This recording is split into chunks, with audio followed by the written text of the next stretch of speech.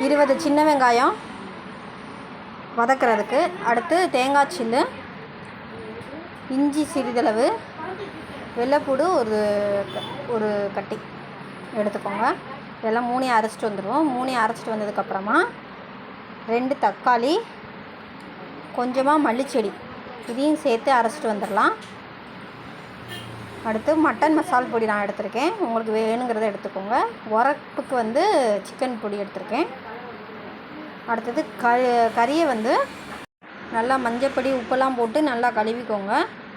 அடுத்து வேக வைக்கிறதுக்கும் கொஞ்சம் மஞ்சப்பொடி போட்டு விசில் போட்டு வேக வச்சுக்கோங்க. விசில் ஒரு விசில் மட்டும் நல்லா ஹை ஃப்ளேமில் வச்சு வேக வைங்க.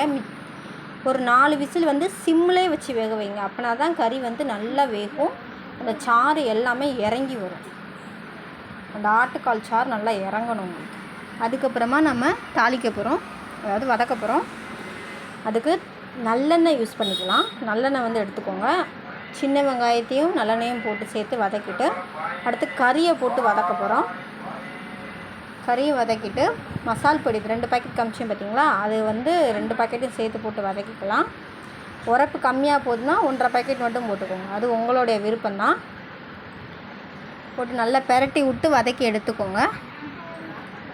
வதக்கி எடுத்துகிட்டு அதுக்கப்புறமா நம்ம அரைச்சி வச்சுருந்தோம் பார்த்தீங்களா தேங்காய் பேஸ்ட்டு, அதையும் சேர்க்க போகிறோம்.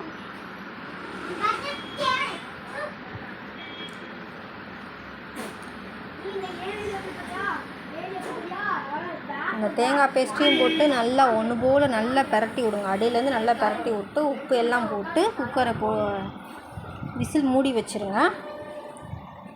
ஒரு விசில் வந்தால் கூட போதும். அந்த விசில் வந்ததுக்கப்புறமா அந்த எண்ணெய் உடனே இறக்கிடக்கூடாது. அந்த குக்கர் ப்ரெஷர் போனதுக்கப்புறமா இறக்குங்க. அப்படின்னா தான் அந்த எண்ணெய் நல்லா தெளிஞ்சு வரும். கடைசியாக கொத்தமல்லி இலை தூவி நீங்கள் பரிமாறிக்கலாம். இந்த குழம்பு டக்குன்னு 10 நிமிஷம் 20 நிமிஷத்துலேயே செஞ்சிடலாம்.